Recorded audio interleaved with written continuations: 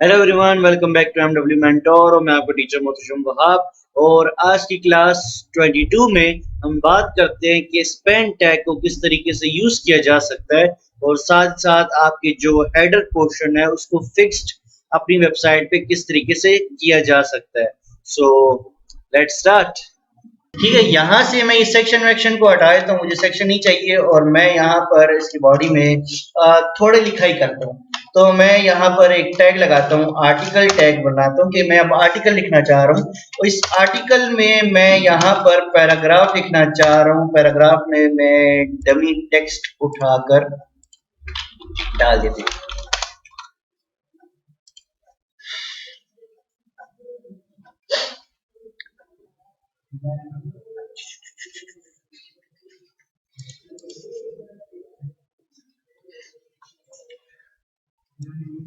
यहाँ पर इसको सारे को नहीं, कॉपी के बाद यहाँ पर काम किया, पेस्ट। ठीक है, मेरे पास यहाँ पे पेस्ट हो गया और यहाँ पर मैं एक कोड टैग बनाता हूँ जिसको मैं यहाँ से इसके ऊपर से अलग करूंगा। ठीक है, मैं यहाँ पर बनाता हूँ स्पेन टैग। अच्छा, स्पेन टैग मैंने पहले नहीं बताया था कि क्या काम करता है। स्पेन टैग आपकी किसी भी टेक्स्ट के अंदर, चाहे पैराग्राफ है चाहे कोई राइटिंग है, उसको डिजाइन करने में आसानी कर देता है। ठीक है, अब CSS में जाके इसको सिलेक्ट करने में एक मुझे आसानी प्रोवाइड करेगा कि भाई इसको सिलेक्ट करना मेरे लिए आसान हो गया। ठीक है, अब आपकी मर्जी, अब आप इसकी क्लास बना लो या कुछ करना चाहो कर सकते हो, क्योंकि मैं नहीं चाहता कि इसके अंदर कोई इफेक्ट आए। बाकी सारे टैग्स मुझे कोई ना कोई इफेक्ट देते हैं, बोल्ड, इटैलिक, अंडरलाइन, सारे इफेक्ट देते हैं। स्पेन टैग वाहिद ऐसा टैग है जो आपको कोई इफेक्ट नहीं प्रोवाइड करता, खाली सिलेक्ट करने में आसानी कर देता है, कस्टमाइज करने में आसानी करता है। अच्छा, आर्टिकल की जो क्लास है, आप इसको क्लास वगैरह भी अगर देना चाहो दे सकते हो, अगर नहीं देना चाहते ना दो। ठीक है, मैं यहाँ पर स्पेन टैग को अगर दे दूं बाद में मुझे आसानी होगी, मैं इसको क्लास दे देता हूँ। क्लास ले लो और यहाँ पर आप कुछ भी जो दिल करे, ठीक है। स्पेन देता हूँ, नेम स्पेन दे के स्पेस खत्म करता हूँ क्योंकि बाद में स्पेस मुझे भी देना पड़ेगा। सही है, इसको जाके लोड करते हैं। मेरे पास यहाँ पर आ गया नॉर्मल सारा कुछ आया। और भाई मैंने इसको बताया ही नहीं है कि यहाँ पर लिखना क्या है। अच्छा, यहाँ पर लिख देते हैं for example HTML DIT class, HMLTL, ये कौन सी लैंग्वेज आ गई, HTML। ठीक है, DIT क्लास, ये एक अलग से मेरे पास यहाँ पर ये लिखा हुआ नजर आए। यहाँ पर जाओ, लोड करो, नॉर्मल टेक्स्ट मुझे लिखा हुआ नजर आया। इसको थोड़ा सा डिजाइन और शेड देते हैं। मैं यहाँ पर जाता हूँ CSS पोर्शन पे और इसको मैं कहता हूँ कि भाई आर्टिकल टैग पे जाओ, CILE आर्टिकल टैग पे जाओ और उसकी जो विड्थ है, विड्थ आप कुछ भी दे दो, डिपेंड, मैंने कहा ना कि अपने टेक्स्ट के मुताबिक कर सकते हो। मैं 800 पिक्सल दे देता। ठीक है, विड्थ देने के बाद अब मैं इसको कहता हूँ कि यार ये सारा कुछ मुझे सेंटर में नजर आए। ठीक है, तो मैं यहाँ पे जाके इसको मार्जिन दे देता हूँ। ठीक है, मार्जिन कितना हो, टॉप से, बॉटम से, लेफ्ट से, राइट से। मैं इसको कहता हूँ कि यहाँ टॉप से मेरे पास 100 पिक्सल्स हो। ठीक है, राइट साइड से मेरे पास 0 पिक्सल्स हो। मेरी आदत है कि मैं पिक्सल्स लिखता हूँ, मुझे पता है कि 0 के साथ कुछ भी नहीं लिखना पड़ता, लेकिन मेरी एक हैबिट बनी हुई कि पिक्सल पिक्सल लिखना हुआ है। ठीक है, बॉटम से मैं कहता हूँ 0 पिक्सल्स हो, साथ साथ लेफ्ट साइड से मैं कहता हूँ कि 100 पिक्सल्स हो। सही है, यहाँ पर जाके आप इसको नोटिस कर लो कि भाई ये कितना होता है कितना नहीं। अगर चाहो तो यहाँ पे F12 दबा के खुद से वैल्यू इसकी डाल सकते हो कि भाई कितना ज्यादा लेफ्ट, टॉप से कितना हो, मेरे टॉप से सही है, राइट साइड से या लेफ्ट साइड से कितना ज्यादा होना चाहिए। मैं इसको कहता हूँ कि तकरीबन मेरे पास एक 200% तक चला जाए। ठीक है, तो यहाँ पर जाके मैं इसको 200% तक कर देता हूँ। इतनी तो समझ आ रही होगी ना सबको? सही है, ठीक है, इतनी समझ आ गई और मुझे पता है कि ये 200 वैल्यू तक आ गया। ये गैप थोड़ा बड़ा करता हूँ। सही है, अब एक तरीका ये है कि इसकी मैं हाइट और विड्थ बड़ी कर दूं। सही है, दूसरा आसान तरीका मैंने ये पढ़ा हुआ कि पैडिंग की मदद से, अगर मैं उसको बॉर्डर बॉक्स की वैल्यू ना दूं, ठीक है, बॉक्स साइजिंग ना दूं, बॉर्डर बॉक्स ना दूं, तो पैडिंग की वजह से मेरे पास यहाँ पर वो बॉक्स थोड़ा गैप ज्यादा हो जाता है। तो इसको मैं यहाँ पर एक 20 पिक्सल्स की वैल्यू दे देता हूँ। सही है, पैडिंग की वजह से यहाँ पर अगर इसको लोड करूं, गैप मुझे मिला। यस, ये चीज मुझे चाहिए थी जो मैंने बना लिया। अब इसमें समझाना क्या चाहता हूं, समझाना मैं ये चाहता हूं कि अगर मैं इस लोरम इप्सम के अंदर मैं यहां पर एक स्पैन टैग लगा दूं या कोई भी टैग लगा दूं या बी टैग लगा दूं या यू टैग लगा दूं, कोई भी टैग। अब मैंने आपको बताया था कि स्पैन टैग कुछ भी नहीं करता, सिर्फ सीएसएस में एक फीचर ही देता है कि आपको आपका काम सेलेक्ट करने में आसानी देता है। अब मैं यहाँ पर एक और चीज, एक और डिव डालता या एक और कोई वैल्यू डालता और उसको क्लास देता, मेरा खाता लंबा होता जा रहा था। तो स्पैन टैग क्या करता है, आपको जरा एक डिफरेंसेस दे देता है, सही है, और इसका कोई काम नहीं है और कोई पर्पज नहीं है, सही है। यहां पे स्पैन टैग में लिख लेता हूं कि HTML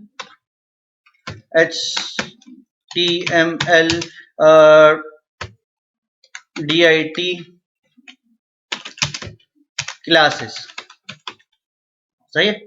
मैं इसको सेव करता हूं, सेव करने के बाद जाके मैं इसको यहां पे लोड करता हूं, तो Loram Epson HTML DIT classes, यहां तक समझ आई? मैंने सिर्फ यूं समझो कि एक पेज है और उस पेज पे मैंने सिर्फ कुछ लिखा है, सही है, जिसमें एक पैराग्राफ अलग लिखा है और उसी पैराग्राफ में यूं समझो कि एक ऑप्शन अलग से लिखा है। इमेजिन करो कि इस टाइम पे आपने दो चीजें लिखी हैं, ठीक है, ये लोरम इप्सम वाली है और ये ही आपके पास स्पैन टैग वाली है, सही है। अब आगे जाके एचटीएमएल में आपके पास बहुत सी प्रॉब्लम आएंगी कि आपकी वैल्यूज एडजस्टमेंट नहीं होंगी, सही है। तो आप क्या करते हो, एक सेल को कुछ और वैल्यू देते हो और एक सेल को रिलेटिव देते हो, एक सेल को बताते हो कि अलग हो जो, ताकि मुझे मूवमेंट करवाने में आसानी हो जाए, एक इसके आगे आ जाए, इसके ऊपर काम कर सके, ठीक है। मतलब इसके अभी फिलहाल मुझे एचटीएमएल में कोई ऐसी वैल्यू नहीं है, जैसे फोटोशॉप में मैं लेयर्स के एडजस्टमेंट करता हूं ना, कौन सी लेयर ऊपर है कौन सी नीचे जाए, फिलहाल मेरे पास वो काम करने का कोई अथॉरिटी नहीं है। बस पेज पे मैं तरतीब से स्टेप बाय स्टेप वैल्यूज दे रहा हूँ। अब मुझे किसी तरीके से इसको आगे लाना है, इसको पीछे ले जाना है, इसको आगे लाना है, इसको पीछे ले जाना है, ये काम करना है। ये काम करने के लिए हमारे पास एक ऑप्शन आता है एब्सोल्यूट, स्टैटिक और साथ साथ यहाँ पे रिलेटिव और फिक्स्ड, ये चार वैल्यूज आती हैं, सही है। अगर आप स्टैटिक की वैल्यू देखो तो जितना मैं काम कर रहा हूं फिलहाल वो ऑटोमेटिकली स्टैटिक ही है, तो मुझे स्टैटिक करने की जरूरत नहीं पड़ती, सही है। एब्सोल्यूट क्या करता है कि फॉर एग्जांपल अब मुझे इसको इसके आगे लाना है, लेकिन अभी मैं जो भी एडजस्टमेंट करूंगा, अगर मैं इसको इधर लाने की कोशिश करूं, ये वाला अक्षावली भी उधर जाएगा। Yes sir.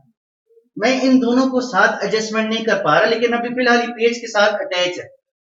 मैं क्या करता हूं, अरसलान को एब्सोल्यूट की वैल्यू दे देता हूं, जिसकी वजह से इसकी अथॉरिटी इसको ये मिल गई कि पेज से ये अब अलग हो गया, ये अलग है, आजाद हो गए, सही है। चाहे तो इसकी अथॉरिटी के अंदर से बाहर भी जा सकता है, दूर तक भी जा सकता है, करीब तक भी जा सकता है, सारा प्रोसेस कर सकता है। इवन की जो बॉर्डर बनाया हुआ है, ये जो बॉर्डर बना हुआ है इसके अंदर जो मैंने लिखाई लिखी थी, इसका ये इतना बॉर्डर है, इस बॉर्डर से बाहर जाके दूर जाके खड़ा भी हो जाए, करीब जाके भी खड़ा हो जाए, सारा काम बड़े आराम से कर सकता है, सही है। इवन की अथॉरिटी से बाहर आ गया, सही है।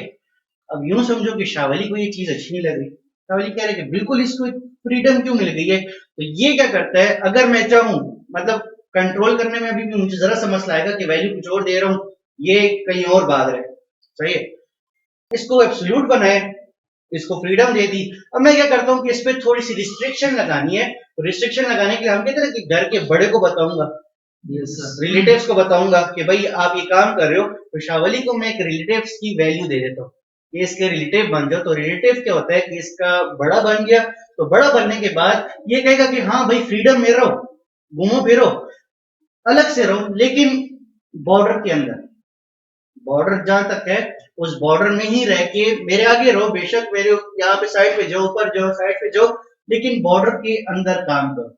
यस एब्सोल्यूट और रिलेटिव की समझ आई? Yes sir. वही काम मुझे यहाँ पे करना है कि अभी अगर मैं इस पैराग्राफ को या इस HTML को इधर लाने की कोशिश करूं, तो ये पूरे लोरम इप्सम के जितना पैराग्राफ है ये साइड पे जाएगा। यस सर, सही है। मैं चाहता हूं कि HTML अलग ऑप्शन है, तो ये अलग से लिखा है और मैं इसको अलग से कंट्रोल करूं, तो मैं क्या करता हूं, मैं यहां पे जाके स्पैन टैग मैंने मेन टैग को काम दिया हुआ है, ठीक है। मैं यहाँ पे जाके एक न्यू वैल्यूज लेता हूँ कि भाई मेरे पास यहाँ पर स्पेन टैग पे काम करो, सही है। जिसको यहाँ पे मेरे पास जो पोजीशन है, पोजीशन, हाँ पोजीशन जो है, ठीक है, मेरे पास क्या करो, स्टैटिक नहीं करता क्योंकि जो काम मैंने लिखा है वो ऑटोमेटिकली स्टैटिक ही जा रहा है, स्टैटिक करने की जरूरत नहीं पड़ती। मैं इसको कहता हूँ कि मेरे पास यहाँ पे एब्सोल्यूट बन जाओ। इसको सेव करता हूँ, सेव करने के बाद जाके अगर इसको मैं लोड करूं, यहाँ पे देखो लोड करूं क्या हुआ, उसके ऊपर आ गया सर, ये आगे आ गया और इसका जो टेक्स्ट था वो एकदम से उसने अपनी जगह कवर कर ली, सही है। ये अब इस टेक्स्ट के ऊपर है। अगर मैं इसको एक वैल्यू दूं कि भाई यहां पर जरा मुझे थोड़ा आगे जाके बताओ, मार्जिन नहीं डालूंगा, मार्जिन एक बात याद रखो, मार्जिन का काम है जबरदस्ती वाला, चाहे कोई जा सकता है कि नहीं जा सकता, उसका काम गिरवान से पकड़ के जबरदस्ती लेके जाने, समझ आइए, चाहे आप जाना चाहते हो कि नहीं जाना चाहते। यहाँ पे मार्जिन आपकी क्या काम करते हैं, चीज को जबरदस्ती घसीटते हैं, मार्जिन का ये काम है। मार्जिन और पैडिंग आपके साथ ये काम करते हैं, मार्जिन बाहर की तरफ काम करता है और पैडिंग अंदर आपके टेक्स्ट पे काम करते हैं, तो ये चीज मत भूलना। मैं इसको मार्जिन ही दूंगा, अगर फिर मुझे अगर मार्जिन डालने होते तो मुझे एब्सोल्यूट डालने की जरूरत ही नहीं थी, मैं डायरेक्ट मार्जिन डाल के काम कर सकता था, सही है। तो अगर इसको मैं वैल्यू दूं टॉप और इसको मैं बताऊं 0 पिक्सल, सही है। यहां पे इसको मैंने कहा टॉप से 0 हो जाओ और यहां पर क्या हुआ, ऊपर चला, ऑटोमेटिकली वो इसके बॉर्डर से ही बाहर निकल गया, सही है। जबकि यहां पर अगर आप नोटिस करो, मैंने जो इसको वैल्यूज दी हैं इस डिफ के अंदर दी हुई है, ये तो डिफ से बाहर ही चला गया, यस सर, समझ आइए। तो शावली को ये चीज पसंद नहीं आई, उसने कहा कि यार ये क्या काम हो रहे है, तो बिल्कुल ही बाहर चला गया। यस, इस पे एक लिमिटेशन लगानी है कि भाई घूमो फिरो जिधर जाते हो जाओ, लेकिन डिफ के अंदर, डिफ से बाहर नहीं जाना। तो यहां पर मैं इस दफा क्या करता हूं, इस दफा इस सीएसएस पोर्शन में जो मैंने मेन डिफ बनाया हुआ है उसको मैं वैल्यू दे देता हूं कि भाई अब ये पोजीशन बन जाए, क्या बने, पोजीशन, क्यों, पोजीशन तो टैग है, क्या बने इसका, रिलेटिव, इसका रिलेटिव बन जाए। अब इसको मैं सेव करता हूं, इसको मैं लोड करता हूं, लोड करने से मुझे फीचर ये मिलेगा कि उसी डिफ के अंदर ही रहकर ये काम करेगा, बाहर नहीं जाएगा, फ्रीडम खत्म हो गई है। घूमे फिरे इसके ऊपर ला के रखो, इसके नीचे लाओ, इसके ऊपर किसी भी वर्ड के ऊपर ले आओ, लेकिन इस डिफ के अंदर रहो, डिफ से बाहर मत जाओ। तो आगे जाके इमेजिन करो आप कोई तस्वीरें डाल रहे हो, कोई काम डाल रहे हो, कुछ भी डाल रहे हो, कोई पैराग्राफ लिख रहे हो और इस तरीके से आपको कभी कोई मसला आ रहा है कि एक पिक्चर ऊपर नहीं जा रही या एक पिक्चर सेटिंग नहीं ले पा रही, तो उसको आप क्या करो, उसको आप एब्सोल्यूट, एब्सोल्यूट से वो पिक्चर आगे आ गई, फ्रीडम मिल गई। अब प्रॉब्लम ये है कि भाई डिफ से ही निकल गया, फिर दूसरी वैल्यू को रेटिव कर दो कि भाई डिफ के अंदर वापस आ जाओ, इस डिफ में ही रह के मुझे काम करना है। आगे जाके आपको तस्वीरें ऐड करोगे, तस्वीरों में बहुत ज्यादा प्रॉब्लम आती है क्योंकि टेबल हमने खत्म करना है। जल्दी से एक छोटी सी चीज समझाता हूं, मैं ये पैराग्राफ हटाता हूं, ठीक है, और यहां पर मैं जल्दी से एक H1 लिख देता हूं और यहां पे लिख लेता हूं वेलकम या कुछ भी, ठीक है। और ये जो डिव है इसको यहाँ पे बंद करता हूं और नीचे जाके एक और सेक्शन बना दो, डिव बना दो, मैं डिव बना लेता हूं, सही है। और यहाँ पे इसको क्लास जो है इसको मैं वाइट दे देता हूं, सही है। इधर जाता हूं, इधर जाने के बाद मुझे ये सॉलिड ब्लैक ब्लैक नहीं चाहिए, इसकी विड्थ जो है विड्थ भी मुझे नहीं चाहिए, मुझे बैकग्राउंड कलर चाहिए येलो हो। इसकी विड्थ मेरे पास 200 हो, इसके मार्जिन्स की भी मुझे जरूरत नहीं है खैर, लेकिन चलो रहे, ठीक है। और यहाँ पे इसकी जो हाइट है वो भी मेरे पास 200 हो। मार्जिन्स पैडिंग 20 पिक्सल हो जाए, ये रिलेटिव बनने की जरूरत नहीं है क्योंकि मुझे इसमें फिलहाल रिलेटिव कुछ नहीं चाहिए, सही है। और ये स्पैन टैग की जगह मैं इसको बताता हूँ कि डॉट वाइट लो, सही है। और इसमें जो इसकी हाइट है वो मेरे पास 1000 पिक्सल्स होनी चाहिए। मैंने किया क्या है, मैंने एक बॉक्स बनाया है और 1000 में क्या किया, 1000 ने जो मैंने वाइट लिखकर 1000 वैल्यू दी है, इसने मुझे ये फ्री गैप दी है, Yes. सही है, मेरे हाइट को लंबा कर दिया, दैट्स इट। मैं अब नीचे जा रहा हूं तो क्या ये बॉक्स ऊपर रह रहे ना, Yes. ऊपर ही कहीं पे रह गया, अब नीचे मेरे साथ नीचे नहीं जा रहा। अक्सर हम वेबसाइट्स में देखते, जब वेबसाइट्स में हम स्क्रॉल करते हैं तो ऊपर वो जो टॉप बार होती है या हेड पोर्शन होता है वो आपके साथ नीचे आ रहा होता है। Yes, sir. Home, gallery, about us, वो आपके साथ नीचे मूव कर रहा होता है। तो वो पोर्शन अगर आप डालना चाहो तो हो सकता है कि आपने वो जो पोर्शन बना लिया हो कि होम, गैलरी, अबाउट अस वगैरह वगैरह वगैरह वगैरह, या आपका कंपनी का जो लोगो है वो आपके साथ नीचे आ रहा हो, तो बेसिकली आप इसको यहाँ पर जो पोजीशन वैल्यू दोगे, हो यहाँ पे नहीं, यहाँ पे, अगर मैं इसको जाके यहाँ पर पोजीशन दे दूं कि भाई अब पोजीशन पे काम करना है, ठीक है, इसको मैं कर दूं फिक्स्ड, इसको सेव करूं, सेव करने के बाद जाके इसको मैं लोड करूं, और अब अगर नीचे जाऊं, मेरा स्क्रॉल जा रहा है नीचे, Yes, sir. लेकिन मेरे साथ वो भी नीचे जा रहा है, लाइक वो जिधर है बस उधर ही अटैच रहेगा, चाहे मैं जिधर भी स्क्रॉल कर लूं। Yes, sir. इस चीज की समझ आई है? Yes, sir. ऑप्शंस देखो, मैं छोटे छोटे ऑप्शंस करा रहा हूँ, यही ऑप्शन जब आप मिक्स करके अपनी वेबसाइट पे डालोगे, आपकी वेबसाइट इस तरीके से बनेगी। सही है, चाहे अब आप स्क्रॉल करो, हो सकता है कि आपके पास होम, अबाउट अस, गैलरी, अब या वो आपका जो लोगो है वो आपके साथ मूव करेगा, चाहे आप जिधर भी चले जाओ। समझ आइए? Yes. ये एक छोटा सा ऑप्शन है जिसकी वजह से वो अटैच रहता है। क्लियर? Yes, इसमें किसी को कोई मसला हो? Mm. ओके, थोड़ी बहुत समझ आई है? Yes. सही है।